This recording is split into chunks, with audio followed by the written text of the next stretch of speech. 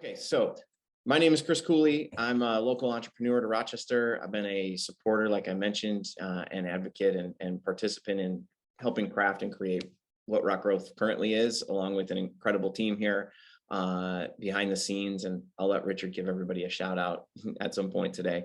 I want to introduce one of my best friends here, also a local guy, and many of you know, Richard Glazer. And we're going to be talking today with some incredible professionals in the industry of cybersecurity, artificial intelligence, and have a real deep dive into how Rochester is a player in those industries. So, Richard, that's my spiel. Please feel free to take it away. Thank you, man. Just the word that really resonated with me that you just used is friend, and you know, Rochester is my adopted hometown, and we live among some amazing people. This is a great community, and RocGrowth hopefully has been of service for 7 years. The last 2 years have been very distinct and unanticipated, yet I think with some agility, we responded and adopted the virtual format and have done a range of programs. We've took a brief hiatus, went into some form of remission the last 6 months. Our last event was a live event, if I recall correctly, and we had a celebration before Delta and Omicron, I'm learning too much Greek these days, arrived. But we've regrouped, and this event resembles more of what we used to do in person and call RocGrowth Candids, although we will have about 8 to 10 minutes of we call shorthand PSAs, public service announcements, and those reference some of what people would recall we provided at RocGrowth Coffee. So to remind all of you, our mission, and this is what we always go back to, even when we're organizing and just sort of brainstorming as a group, that number one is we're here to empower the new Rochester. It's not all young. We have 2 distinguished members of the new Rochester who have kindly accepted our invitation to be our guests today. We also highlight our community's great innovators and entrepreneurs. Again, both Walt and Steve fall into that category. We also try to cause creative collisions. That's been harder these days, given the virus. We will resume in-person programming, but we also have a chat feature here. So if any of you want to exchange virtually, please do that. And finally, everything we do is informed by promoting greater equality of race, class, gender, and age. And we are in the midst of preparing upcoming programming, and you'll see more of that emphasis as well. So Walt, Steve, I see you on the screen. You're here. Thank you. So both of you are transplants to Rochester. And I often like to open by asking a bit of your origin story. I'll tee it up. I don't need to blandly read through your LinkedIn profile or some form of resume, but I know, Walt, you were born and raised in Arizona. Steve, if I recall correctly, you were from Ohio originally, is that correct? And you both found your way to Pittsburgh for a PhD, and I'll let you take it from there. You're both also friends, so I'll let you, arm wrestle or do whatever to take when you want to take the mic. So I see Walt's on. You're on mute, Walt. So why don't you go first? But Steve, you're on mute. Okay, thanks for having me here. Glad you got this going again, even if only virtual. I know several people out there. It'd be nice to shake hands and breathe on each other, but can't do that right now. So I did, in fact, I moved at an early age to the Bay Area and went back to college at Arizona, and then back to the Bay Area and back to the University of Arizona in Tucson for a master's. And my advisor said, you shouldn't be here. You should be at CMU or Pitt or Stanford. So I left, and everybody wanted me but Stanford, so I root against them in basketball. I went to both Pitt and CMU. I got my PhD from Pitt. About the time I left, my advisor went to Cal and then to Stanford, and I followed him out. And I think I told people this before, but I got hired at Park, looking at the director of Park through his rear view mirror in his car as he was driving me down, first time I met him. So networks matter more than resumes sometimes. After a few years there, I spun out, did several things around the valley, moved to France for a few years without a job, raised kids there, came back. At some point, I returned to Park, this time as head of the, I'd call it the AI lab. It was the Intelligent Systems Lab, ISL. It's one of those acronyms that went through, it's never ended. It always just changes its meaning.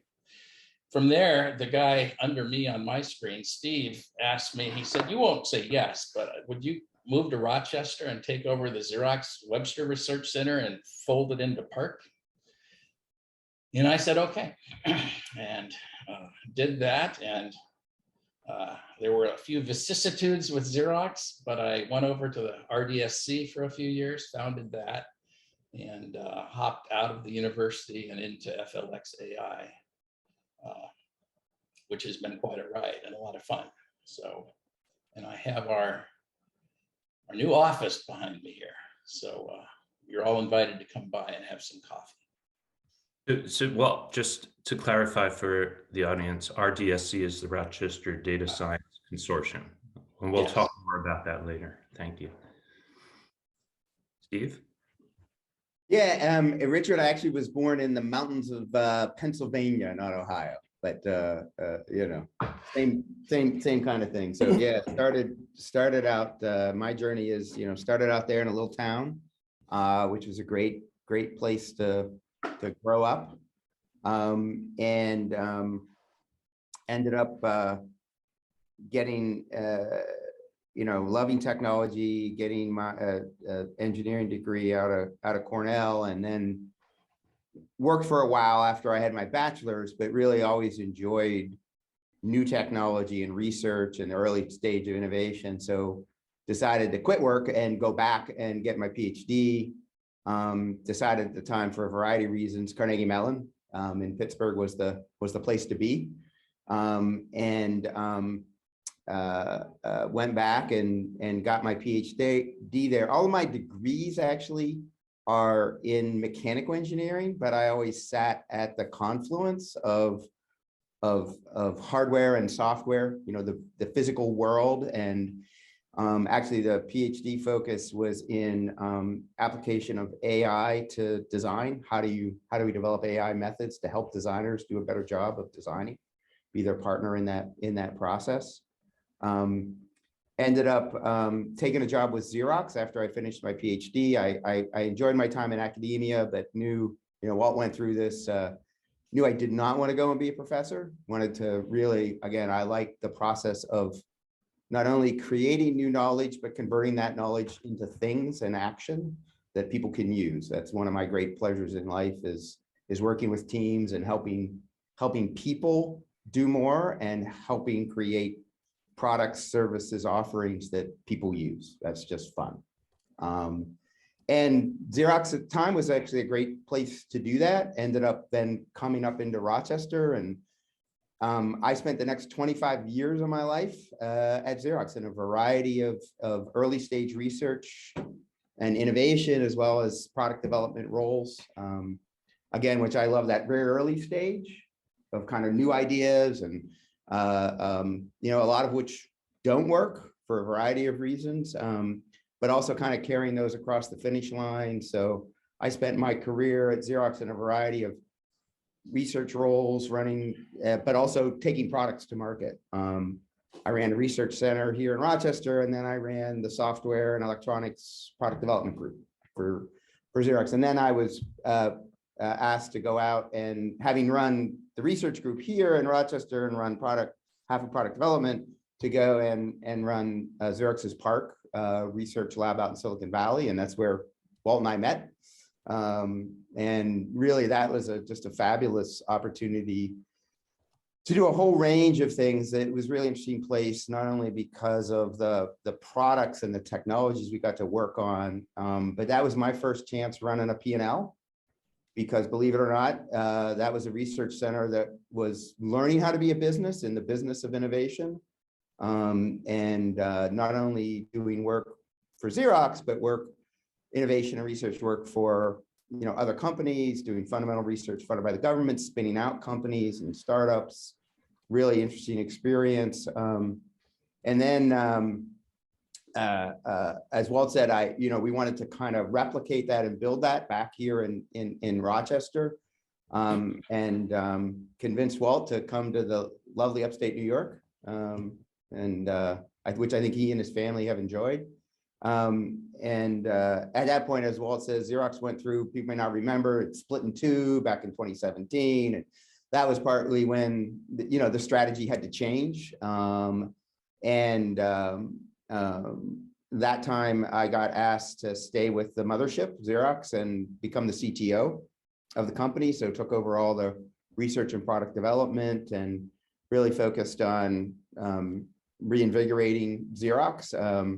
Then decided that I'd had enough of the big corporate world. And back in 2019, I'd been on the board of trustees at RIT, and they were starting this new thing, the Global Cybersecurity Institute. And I got asked to come in and be the founding director of that, which is what I've done for the past 2.5 years or so. And that's what you see behind me, is our lobby, beautiful new, really gift of a large donor and multiple other donors, a fabulous facility to do cybersecurity technology development, research, training, and education. And been doing that, plus working with a variety of startups, doing some advising and consulting. Started one myself. We just killed it. We decided it was again, one of those ideas that's maybe ahead of its time. And doing some consulting and boards, et cetera. It's been a good ride. So it's almost cliche that when people talk about Rochester, particularly people who aren't from around here, they'll say, wow, Rochester must have all these spin-offs from Kodak and Xerox and all this talent. So I think you're at least living proof of how Rochester has benefited from how Xerox attracted such talent. But I just sort of want to explore that, like this sort of evolution.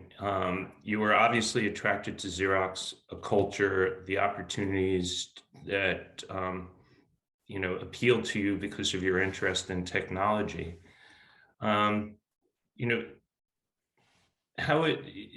in your journey, you've both have worked at university or in relationship to university, on top of one of our great great industrial assets, or the corporations. We have these universities that people often reference.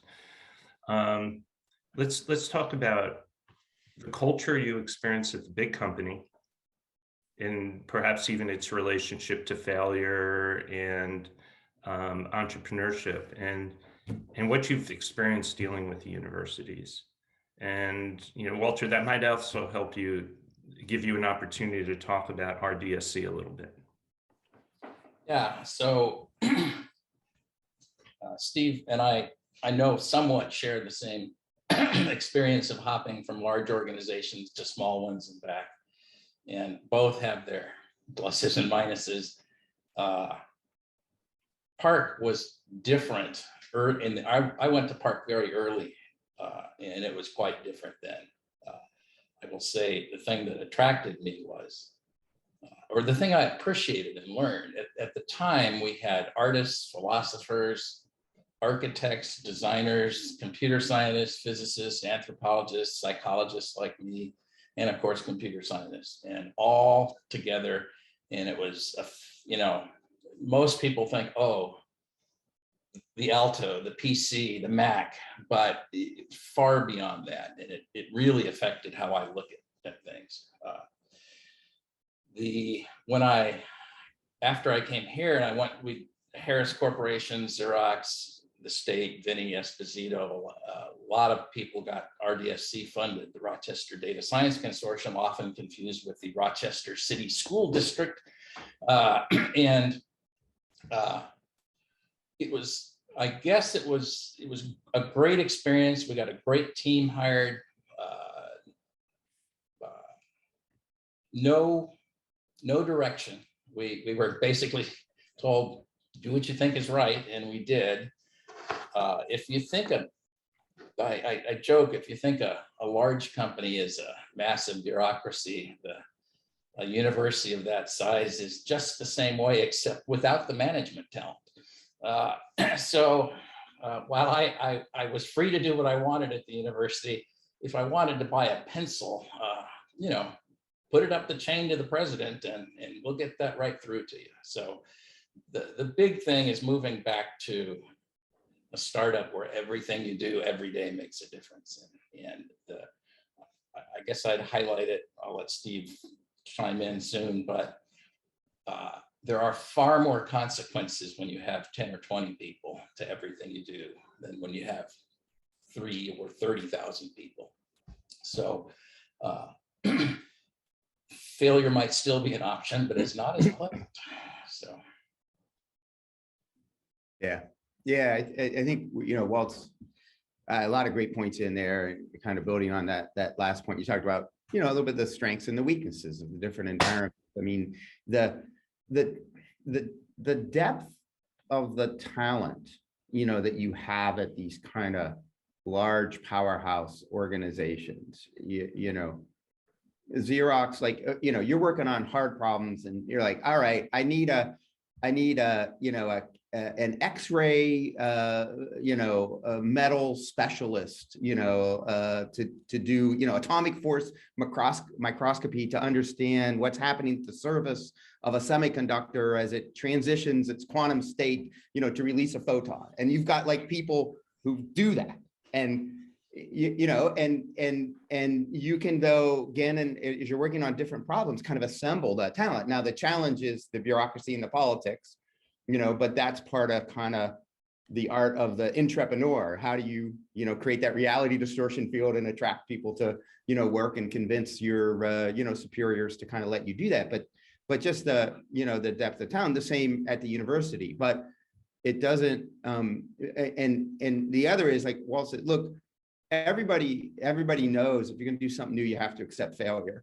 The buffer zone for failure when you're not making payroll, is bigger, right? And so that is both, it makes doing some of those things easier, but the fact that it's less impactful also has a negative, right? It's less focusing then, right? That necessity of survival and that necessity of, I don't have an, X-ray metallographer to rely on, how do I go and still get that done or figure out a different way is, it's focusing. And so that's the, that's the kind of the plus and the, the plus and the, and the minus. The other is, I think, a challenge at a big organization being part of it and innovating is materiality. So when you are a $15 billion a year company, all ideas, all new, really, really new ideas start out small by definition, right? It's new, it's not, so, and, when you have a 4% growth rate that you desire in a $15 billion a year company at $600 million a year. And there's a lot of startups who grow fast, but I don't know anybody who grew $600 million in the first year. And, in fact, if you look at that from a revenue viewpoint, it's, multiple years. And so it's interesting that at the big company, while you've got those capabilities and maybe it's easier to fail, it doesn't force the focus. And the other is you're just kind of irrelevant for a long, long time. And people don't necessarily have the patience to kind of create that new thing. So that's because it just, how long till it's material, and that's a real challenge. University, Walt, yeah, universities are very similar in that tremendous sets of people and talents and capabilities aren't necessarily set up for entrepreneurial behaviors. But on the other hand, my experience is like Walt's, where I had a lot of freedom, like come in and run this, like, what should we do? And we were able to create, and, I don't want to talk too long here, but, I can talk about some of the things we created at the GCI in the last 2.5 years that I think are really innovative things that, and you had to kind of, get the bureaucracy's attention and get all the permissions. It helps if you've got senior sponsorship, again, because this was created as kind of a significant thing at RIT with a, partnership with the president and the provost and the CFO, we were able to get some barriers broken down, relatively quickly, but it needed that, because again, it's not what universities do. They educate students and improve the knowledge in the world. That's the core mission. The entrepreneurial aspects are important, but aren't necessarily, like, that's not the mainline day-to-day piece that all the support systems and things know how to do. So you've kind of got to be the person who says, hey, we got to operate differently. We got to do this differently. That's, again, you've got to be the entrepreneur inside of that environment. Let me say a little about when we were at the university, and I want to pivot to the startup. We had to have a parallel accounting system for ourselves because the university's accounting was geared towards the university and making sure nobody did anything wrong. Whereas I wanted accounting that said, you're going to run out of money at this time, and if you do this, here's projections. I needed future-looking analytics, not simply a description of how I've spent everything. And so it helped us a lot when we moved to a startup. And one thing I learned is from my park days is track everything. We had to for our government work there, but I have implemented all those things. It's not trivial, it's a lot of work, but the tools exist now for me to track time, for me to do payroll, the outsource as much as I can. So the difference for us is I could tell, we've been projecting we would go into the red in 6 months for maybe 3 years. And so it isn't, do we have a job or how are we doing? It's, will we survive? And I know if we don't do something in the next 6 months, we won't. And 6 months is a fabulous cushion. Been places where it was 2 weeks, and that's not as much fun.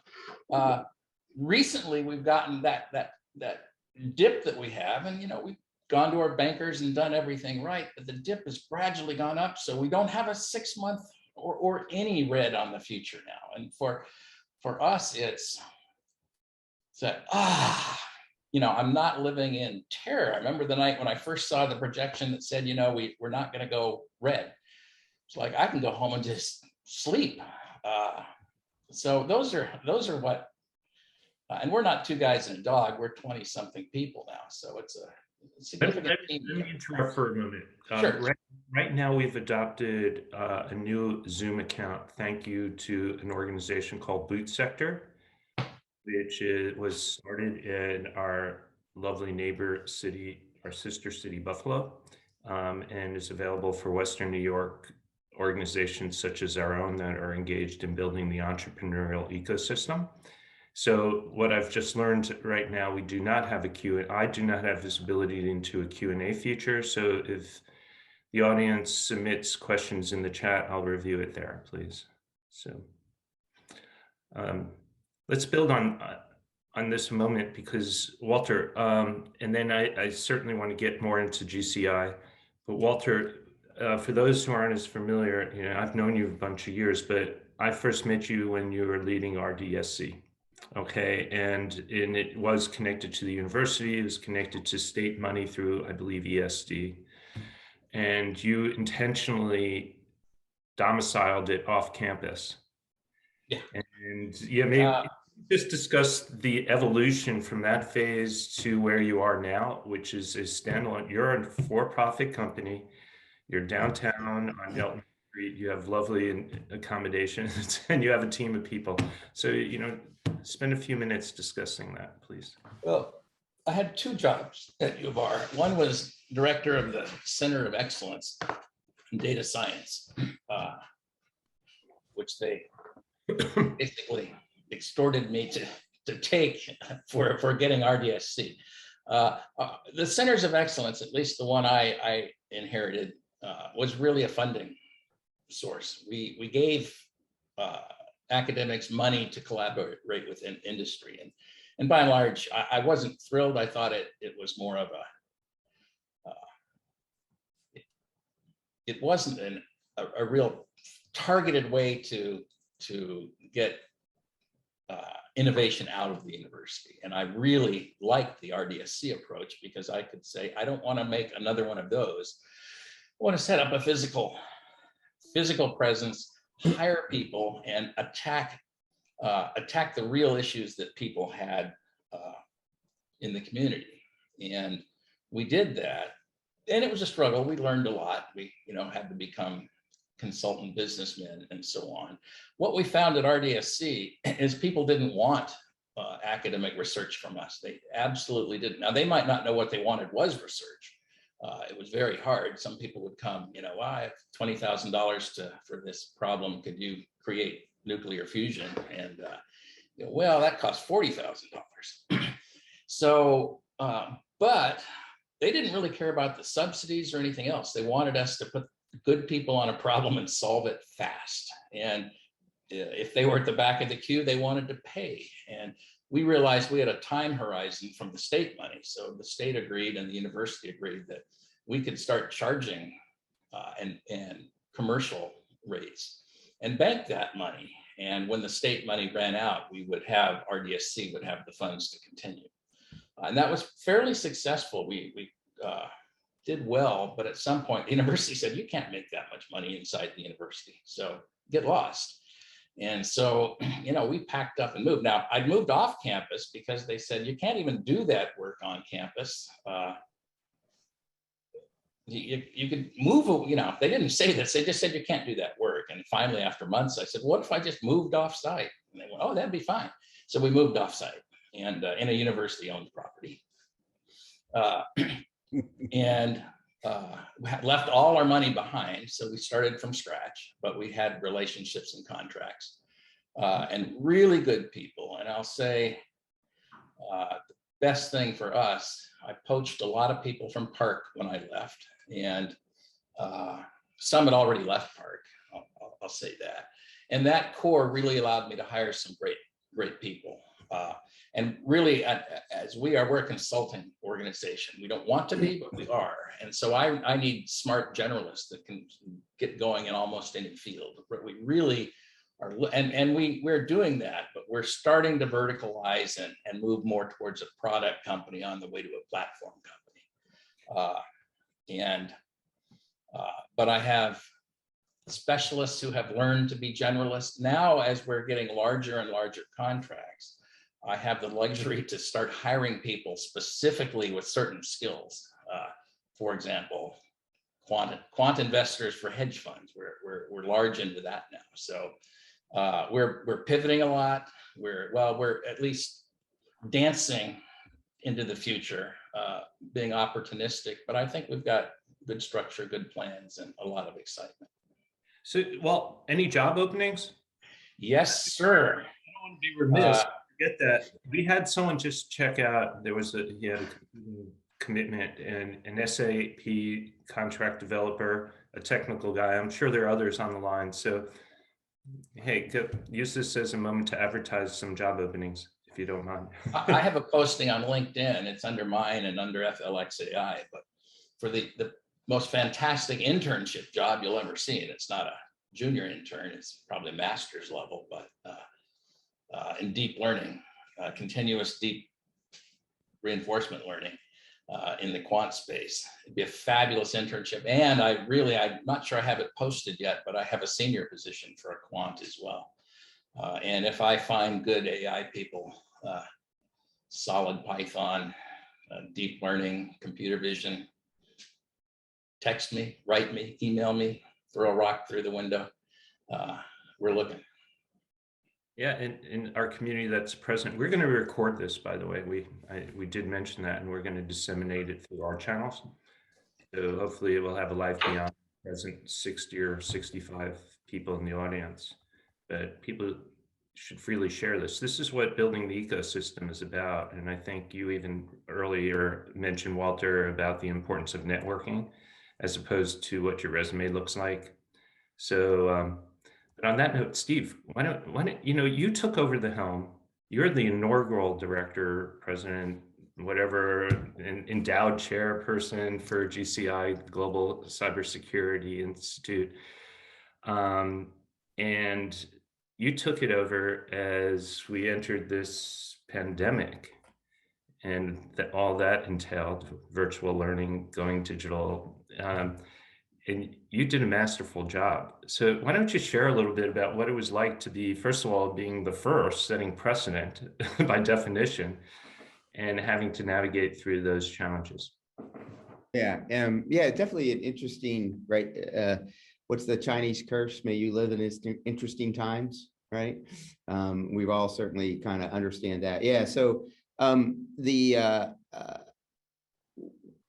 joined, founding executive director October of 19, kind of getting your feet wet, figuring out, getting the read of the place, what capabilities we have, what are all the problems out in the world, we have this unique capability we're creating, what's the best way to aim it, where can we have the most impact? And then COVID hits, and universities, like so many businesses, were just profoundly impacted, right? Or are people actually going to enroll in the fall? Or are they all going to skip their freshman year because they don't want to do it remotely? And so, that was a bit of a hiccup, and we stepped back and really said, took that challenge of in crisis is opportunity. And one of the missions, the GCI has several missions. One is about research and technology development and technology transfer,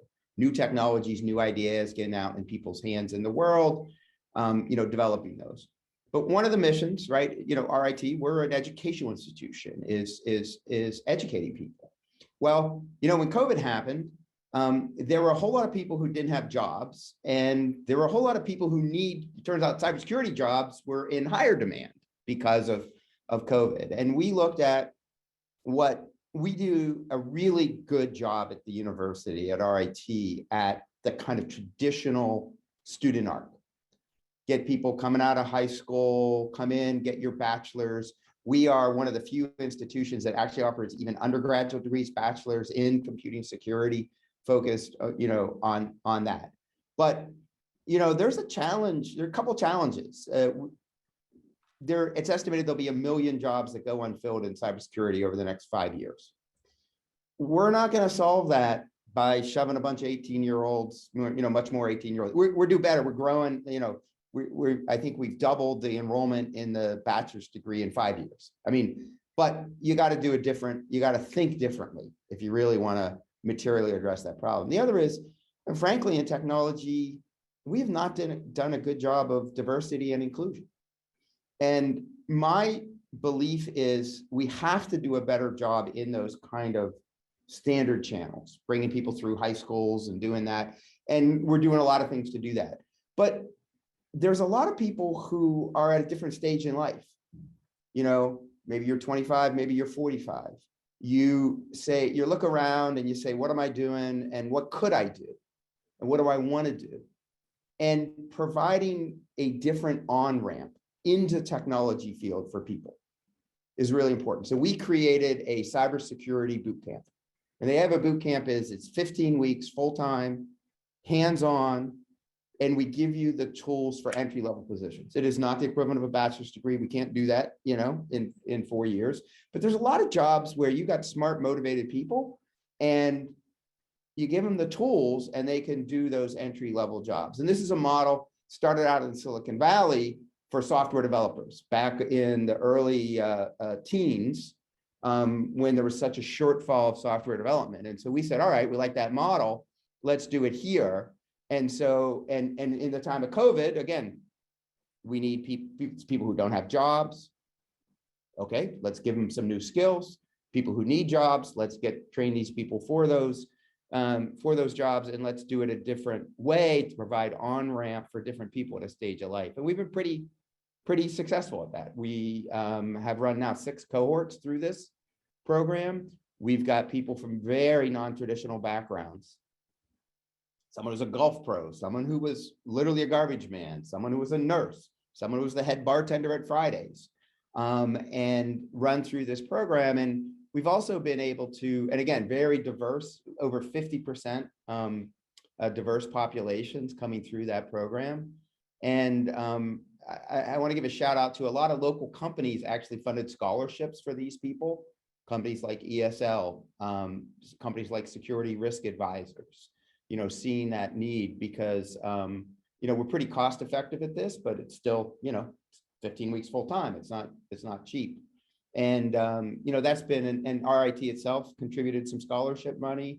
And so that was a really, and that was one, it was a big pivot. It wasn't where we were headed, but when, basically by June of the start of COVID era, we had the plan in place to do this and put that together. And so that was kind of interesting. And again, a proof of, again, we had to create some very different things. Having the senior leadership support of the university made a big difference, and we got it done.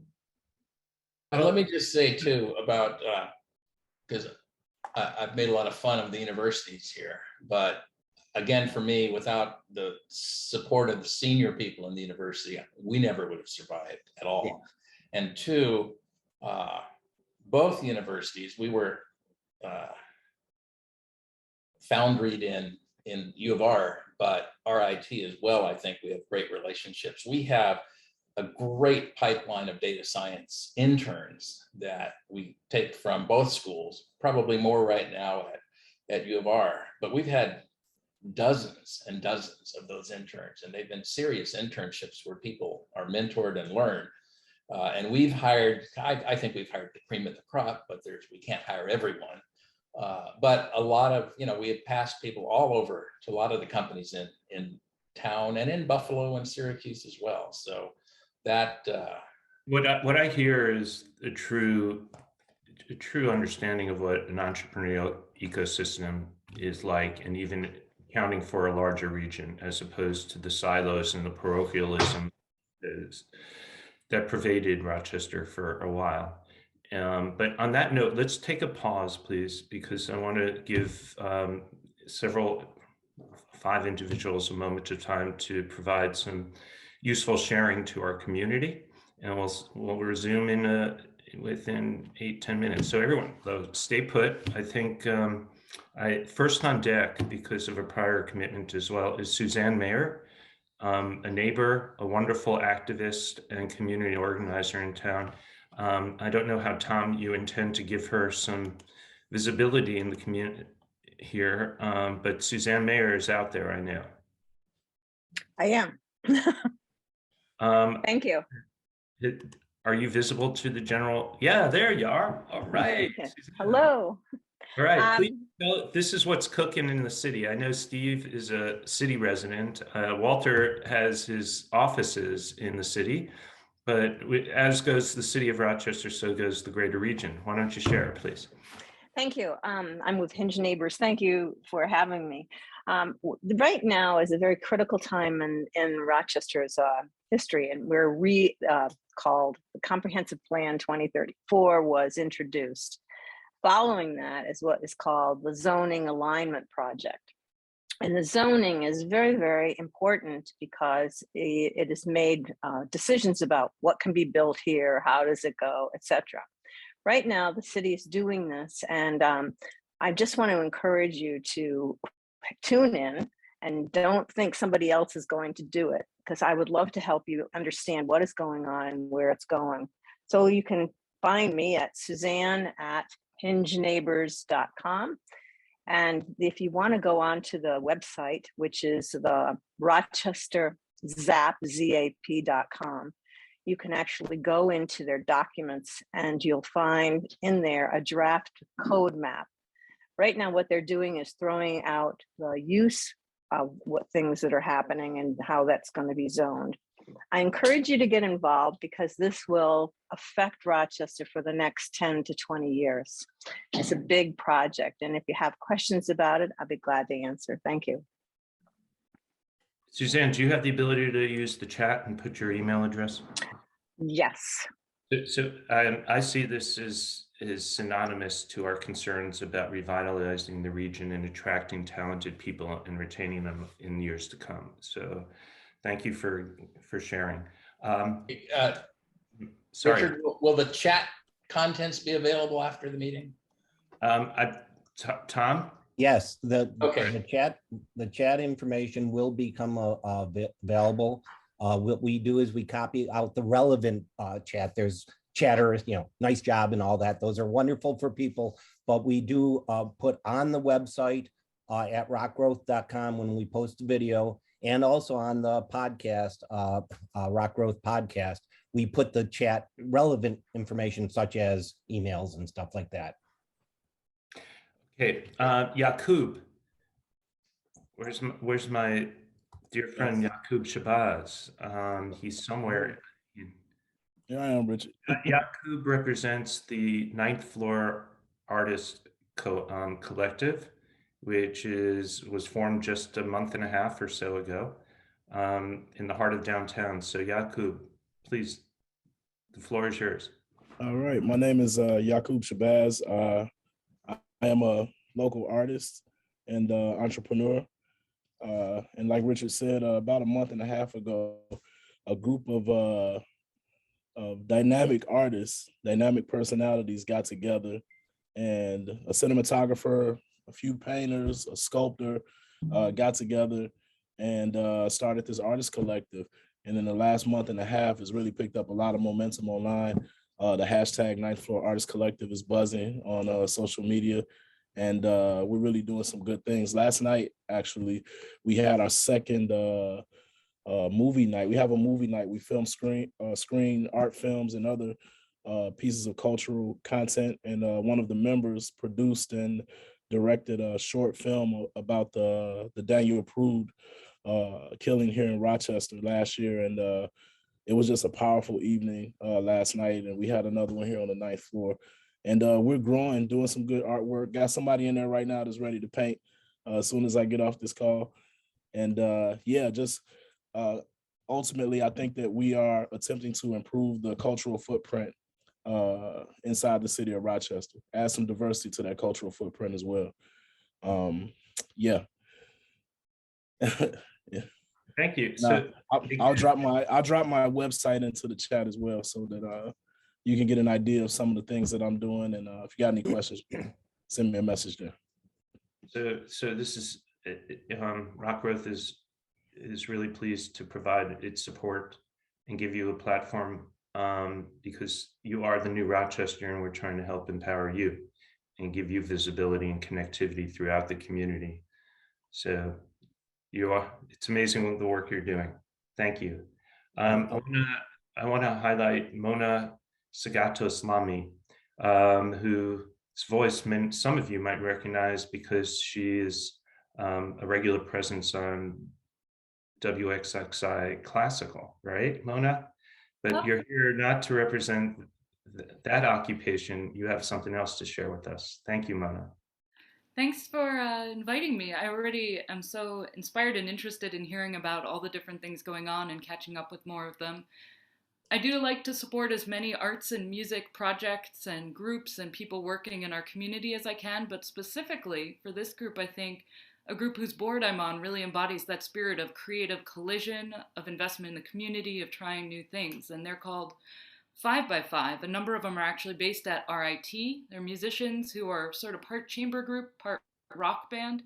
And they often, any concert or program will involve collaborating with an artist, a local business, They make music videos that you wouldn't normally associate with a classical group. Some of their upcoming projects include working with an electric harpist or with glass artists from RIT for newly created music instruments that are unique and one of a kind. So I want to share just a link to their website. If you are Facebook, Twitter, Instagram, you can follow or sign up for the email. Is probably, for me at least, the way I tend to actually remember to check out things. And they only put one out maybe every month or so. So I'll drop that there. That's 5x5. It comes from old radio slang for loud and clear, but they're flute, electric guitar, piano, double bass, and clarinet. And I think they're really doing a lot of the most exciting stuff kind of coming up in terms of music and collaboration. Great. This reminds me of how in the old days, pre-COVID, RocGrowth Candids would feature artists. There would be a mystery artist at the beginning, and the 5x5 and the crew, maybe we'll have an opportunity soon to give them some exposure at an event. So that would be great. Thank you, Mona. Jason Hilton, he's been an ally of ours for quite some time. We did a RocGrowth coffee at his serial comic book shop and highlighted pop rock, which he co-produced with Sean Dunwoody several years ago. Jason, you have an appeal. You're, I'm not sure if we can find you. Oh, right. You're out somewhere in the community. Hey, beautiful. Parcel You're 5. right there on Elm and the parcel. Wonderful. Yeah, great. Jason. Yeah, so just want to thank everybody who puts together RocGrowth on a regular basis. There's quite a few of you, a handful of you, and great folks, and I'm honored to take a minute here. So one of my friends, Richard, has had approached me about a program that was happening at NextCorp and Embark, and I was accepted into the program. And the program essentially is they're helping you create a SaaS product. And they're giving you a pretty awesome opportunity. So I'll move into what I started the program doing, basically trying to put together a product that was a data for financial, publicly traded companies, people in the, maybe stockbrokers, that kind of thing, but it's financial data.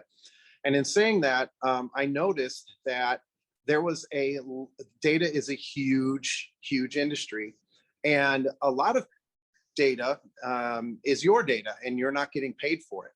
And so the idea is that I want to create a product that allows people to store and to potentially profit from their own data.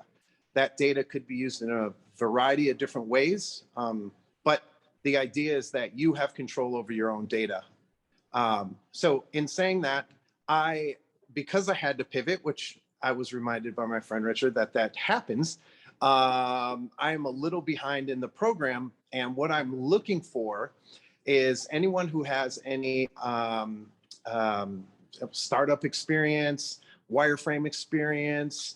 I don't want to say business plan, but anything that can help me really pull this together so I can present it in a way that gives the Embark folks no choice but to grant me into the second round of the program. So that's that. I'll put my... That's awesome. This is great. You do so many good things besides trying to do another startup. So thank you for being part of our community. Yep. So we have one final announcement, and I'm going to highlight Mike Thaney, who's part of the organizing committee. He brought Startup Grind to Rochester, and we've partnered with them on an event. That was actually last November, I think. So Mike, welcome. What do you want to share? Thanks, Richard, for having me, and appreciate all the partnership we've been having to celebrate recently. But wanted to give a quick blurb on Startup Grind. So there is a community, right, for the startup ecosystem. Our goal is to inspire, connect, and educate, founders, future founders, and the ecosystem. So I think our mission falls along the lines with RocGrowth. We've been featured a lot of fireside chats. So we like to bring founders or people in the community and kind of talk about their trials and tribulations to the community. And this past year, we've also started doing a couple of pitch battles. So one was social entrepreneurship with RocGrowth. So stay tuned for that. In March, actually on St. Patty's Day, we're doing our next fireside chat with David Brown. He is a local venture capitalist who has moved around in the world, but came back to Rochester and created a VC firm. So we're going to hear about his journey. And then Startup Grind globally, we have chapters all over the world. This is the Rochester one. But in April, if anyone wants to make their way out to Silicon Valley or join digitally, there is a global conference for kind of all the chapters to get together. Entrepreneurs from all over the world will get together. So if anyone's interested, I'm going to put our link in the chat. It's startupgrind.com/Rochester. And if you guys want to join or interested in that conference, we do have tickets we could give away for folks. Thanks, Richard. Cool. All right, let's get back. We have about 5 or so minutes. And again, we could probe a lot more topics together, Walter and Steve. And you guys have benefited from years in the Valley and experiencing, you were drinking the water of the Valley and understand and appreciate the ecosystem. And I think I want to highlight, Steve, I didn't mention I was going to bring this up. I didn't think I would, but I just sort of want to share with people the anatomy of how it works, because you reached out to me and you're connected to a company in the Midwest and you have this concept of bringing it here. And I ended up making some intros.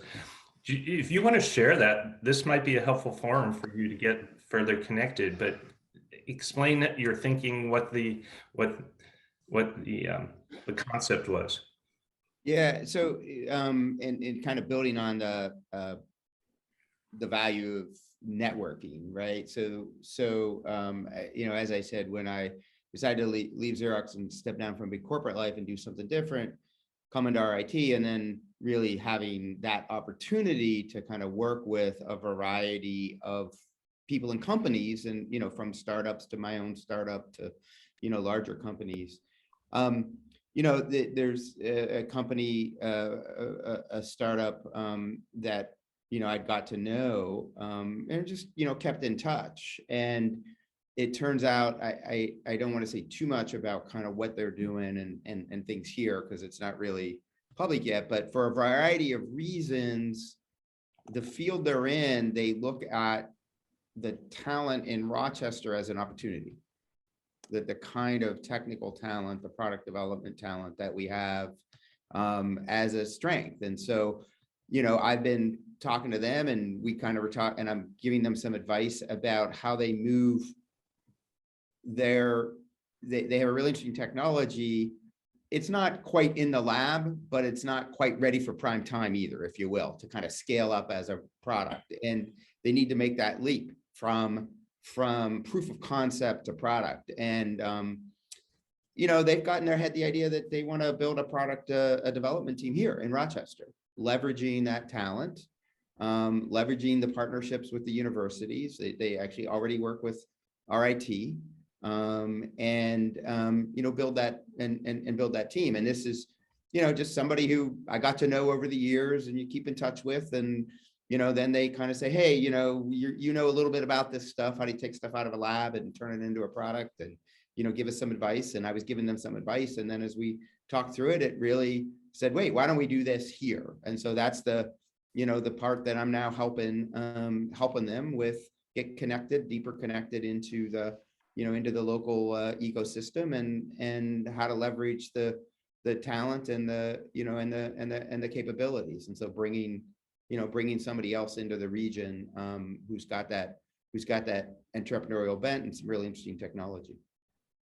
How's that going right now? I know there are a few people on this call that may be helpful. Yeah, we're at the start. Well, actually, and again, I don't want to get too. We actually I helped them find their first, through my network, found their first hire. So we actually have a local employee, or will have in a couple of weeks once they start. So we're getting, starting to, again, leveraging my network to say, hey, do you know people who do this? Finding talent. So this happens to be, first employee happens to be someone who I do know myself, but really just exploring kind of, again, I want to understand more what we'll need space, are there incentives that make sense? Like, they're reasonably well funded, so it's not about coming here and getting the incentives. On the other hand, if there's things that make it easier to build the business faster, which is, one of the challenges, again, Walt can tell you, right? There's that challenge of, you have that challenge, like he talked about losing sleep, meeting payroll. But once you actually have, speed matters. And that's, again, the focusing causes you to do only the things that you need to do, but also get them done fast. And so trying to figure out, are there some accelerators, and I mean that I don't mean accelerator like the organization, because this startup's past that. I mean the concept of accelerators. If we're going to come into the region, are there some accelerators that we can use to put gas on the fire to really grow, make the investments faster and grow, and hit the market? So we're just at the starting stage. Cool. That's great. So Walter, you're building a company. Steve, you're in the game. I might have gotten distracted in trying to view the Q&A, which I can't see. I don't see any questions at the moment. But Steve, you're moving on March 1st, right? You've done a yeoman's job for 3 years, is it, or just about? Mm-hmm. And you identified your successor. Tell us briefly in the final minute about that as well. Yeah, so this is another track, and I as Walt said, I offered him the chance, and he took it, and he's made a lot out of it. And again, there were bumps in the road. Xerox then changed its strategy and things, but Walt, being an entrepreneur, figured his way. Someone mentioned pivot. Yeah, there were a few of those. I came and wanted to do something different, and made a contribution here. But I really enjoy, as I said, working with the startups more and more, and so I'm stepping more into that role, kind of being more heavily involved with multiple startups and, again, some large company consulting. Anyways, so I helped to recruit my replacement, because I really do like this organization and what we've created here. I feel like I've done my job getting it going, and the next stage. So this is actually somebody else who worked out in the Valley, a guy named Ersin Uzun, who worked at Park when I ran Park, and stayed and helped to create their Internet of Things business. And he got to the same point where he says, this big company thing is good. I like it. He's done really great things, but I want to do something different. So he and his family are moving to Rochester. And he's taken over.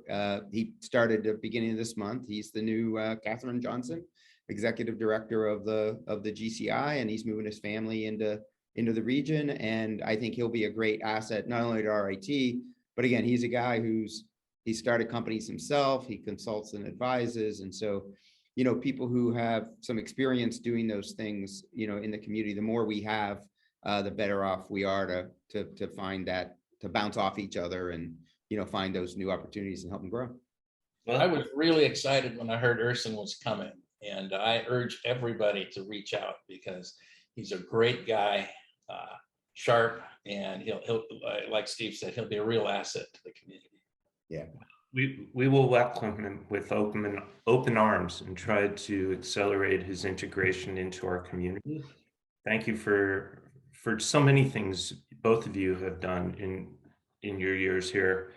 I'm going to wrap up. We hit 1 o'clock, and we'd like to adhere to our schedule. I do want to shout out to my great team, of committed people.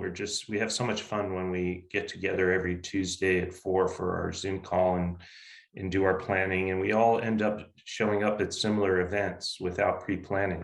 And obviously that would be Tom Myers, Mike Thaney, Josh Krager, who is the impresario behind the Rochester Open Coffee Club, which is every Wednesday morning. And finally, Chris Cooley. On March 15th at noon, we will resume and we'll have another event. We're producing another virtual event and highlighting another great innovator, Simeon Bannister, who's becoming CEO of the Rochester Area Community Foundation. And we will have tons to talk about, what he's accomplished, what he's doing now, and what his vision is for Rochester's future and RACF's impact. On that note, everyone, please be safe. Enjoy this, the remainder of the winter, and we will see you, actually, we'll see you March 15th, just before spring or the spring equinox, and be well. Thanks for attending. In the next week.